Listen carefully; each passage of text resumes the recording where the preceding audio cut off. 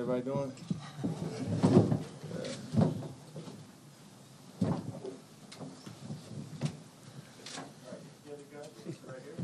Is it high enough? That's perfect. That's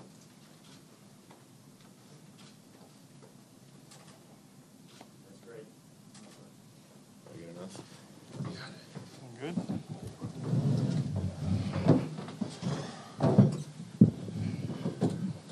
Craig, what's going on? How you doing? Good stuff. Welcome, everybody. Obviously, we made a trade last week. I know we got a few fans in here, so welcome to you guys as well. Hopefully, you guys are as excited as we are. It's been a eventful couple weeks, I'd say. I know that Andre's had, he's had a lot on his plate for the last month and a half, and to come back and have a situation like this, I think speaks to the professional that he is. We're obviously very excited to have him. We think he's going to be a great addition to our team.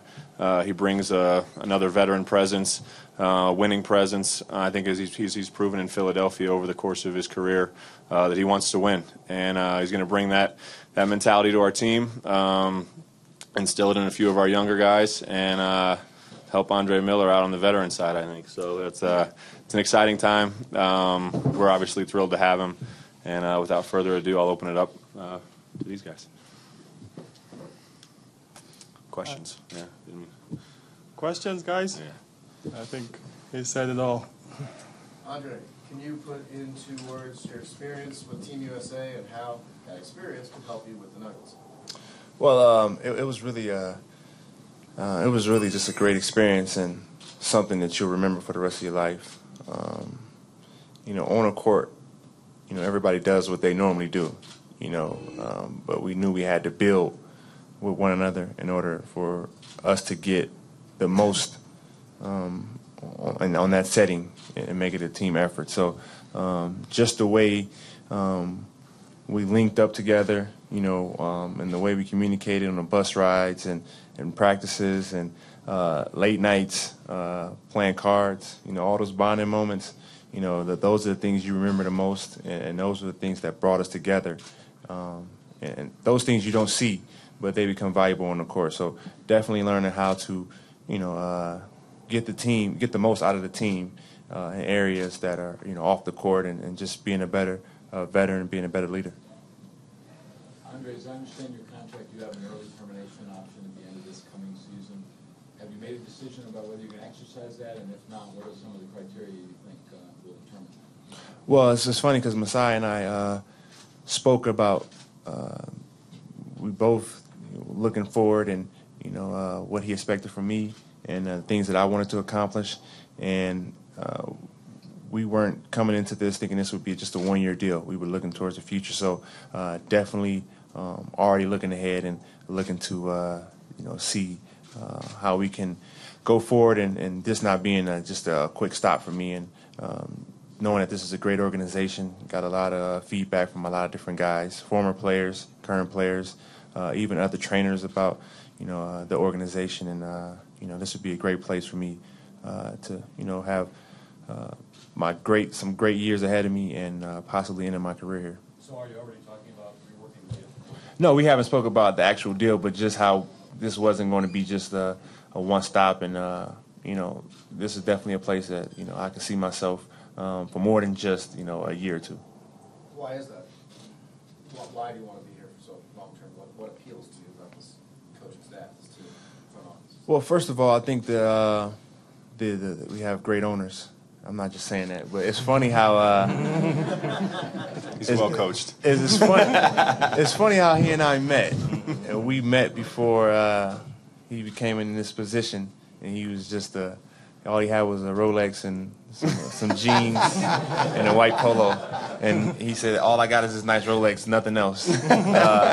So just by us meeting, we had a great time with one another in Hawaii at a mutual friend's wedding, and how we bonded, and just how we came to this point is so funny. And just talking to other players, it's funny. I talked to Carmelo, and I talked to a few of his friends, and Carmelo and I actually spoke about Coach Carl before the trade. Like, we were just in the weight room, we were just talking basketball, and I asked him about what was Denver like, and we were talking about all teams, and like I had no clue I would be here.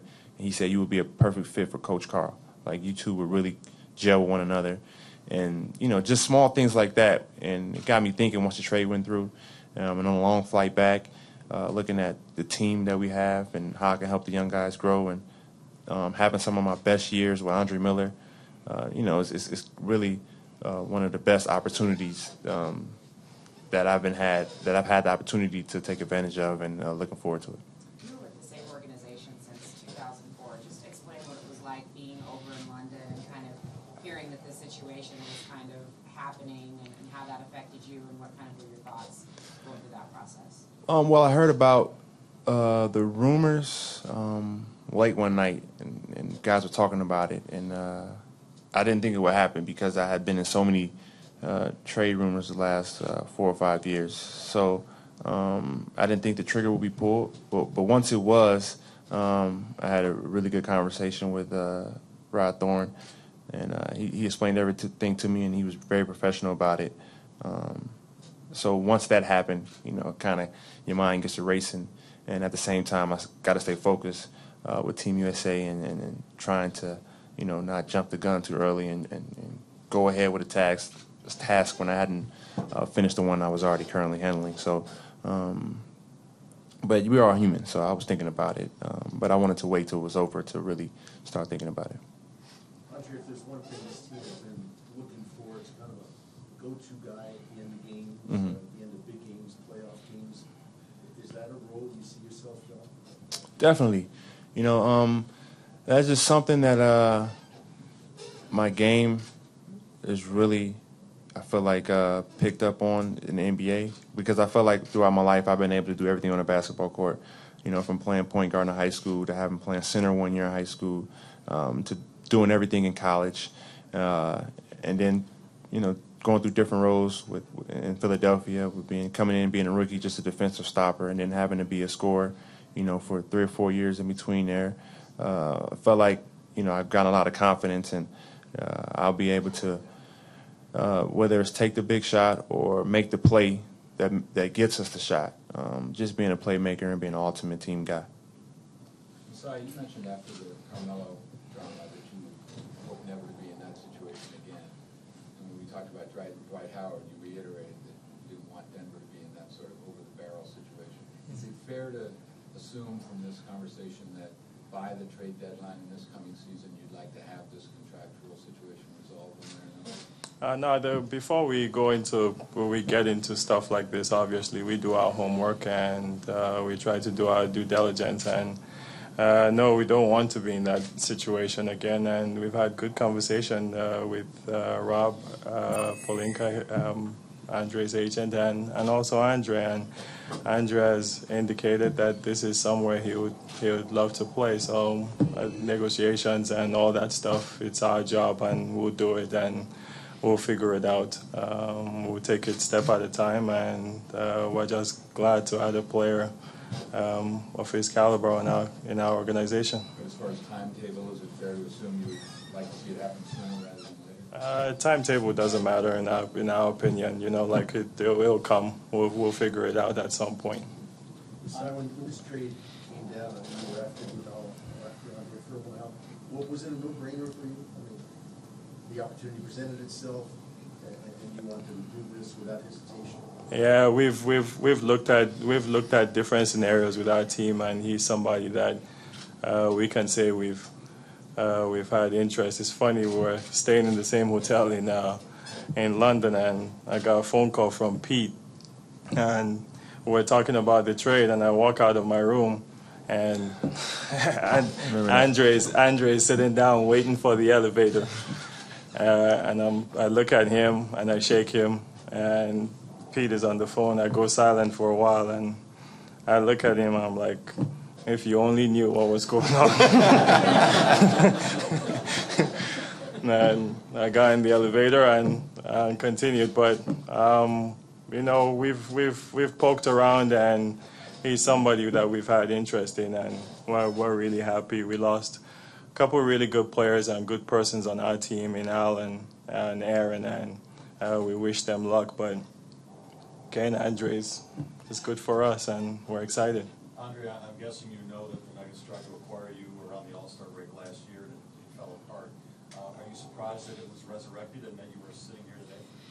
Kind of like I said before, I've been through so many rumors, pop in, pop out all the time. So, you kind of become immune to it, and it really doesn't faze you until it actually happens. And then once it happens, you get to thinking like, you get excited again. Like what's next? You got a new challenge. You kind of got to refocus. Different coast, different division, different conference, and you kind of size yourself up with everyone else and what you got to do to, help the team get to that next level. So really excited about it. Andre, you're looked at as a leader in Philadelphia. You were a leader in Philadelphia. How do you assume that role now with Denver with the new team? How do you assume that leadership role? I think it starts on the court, and it's funny because I know a few of the guys from different places. I know JaVale. He was with the select team, USA Basketball. Of course, Andre Miller. It's funny how I know Ty Lawson. He's a slickster, so you got to watch him playing cards. He tried to get me a couple times, but I really got to know him in that one night we were around each other in L.A. So I know a couple of the guys, and then I met Mozgov on the medal stand when we were in London. And then I had good competition against Wilson and Gallo when they were with the Knicks. So NBA is kind of like a fraternity. You get to know all the guys, and I think we all have a respect for one another, and I think they respect my game as well as I respect theirs. So I just want to come in and work hard and then show them that way. And I've done that throughout my whole career. Leading on the court first, leading by example, and then everything else vocally comes after that. Andre, can you talk about your role in the transition offense and what you hope to add to the Nuggets? You just run fast. It's pretty simple, especially with a great point guard. The 2 point guards we have, in Ty and Andre Miller, and the pass ahead is really what gets it going. Most point guards, when they get it in transition, the first thing they do is put it down. And what I've learned from Andre Miller is he catches and he turns and looks first, and he gets to the head. And I don't know statistics, but I would assume that this team leads in throw ahead pass to scores. So that'd be something that'll help my game out, and it just flows right along with each other. And I'll do the same thing. Getting the rebounds, being able to push it on the break, and doing so many different things. Andre, you mentioned earlier that you'd spoken to Melo about potentially playing for George, and I guess George had his ups and downs with Melo. Were you surprised? Sounds like Melo was kind of positive about the potential of you playing for George. Well, it's just the nature of basketball at times. Every player and coach is going to have run-ins at different times of their careers, and George Karl made him a better player, and he said, I'm sure Melo made George Karl a better coach, and that's just the way the game goes. And he was definitely had nothing but good things to say about Coach Karl. And it's funny, I watched Seattle was one of my favorite teams growing up. Of course, I was a Bulls fan, so seeing those two go against each other in the finals was something I really enjoy watching. So I know a little bit about Coach Karl and his history, and I think he's one of the best coaches in the game, real respected by a lot of his peers and a lot of the players. Andre, I got to ask you about the free throws last year, the worst year you had from the line. What happened? Why you have to go there, man? But I think I shot 38 from 3. That was probably the best year I had shooting from 3. So kind of evened out. Coach Karl actually spoke about that, and that was, a really good conversation we had when we first spoke probably 5-6 days ago. We spoke 2 days after the trade, and the first thing when he spoke about what I needed to work on, and which was great, because when I got on the phone with him, he didn't sugarcoat anything. He didn't say, "Oh, you're a great player. You're gonna love it here, and I love you," and blah blah blah. He went straight to the things that he thought I needed to do in order to get the most out of myself and to help the team. And free throws was one thing. Getting to the free throw line was another thing, and just being aggressive.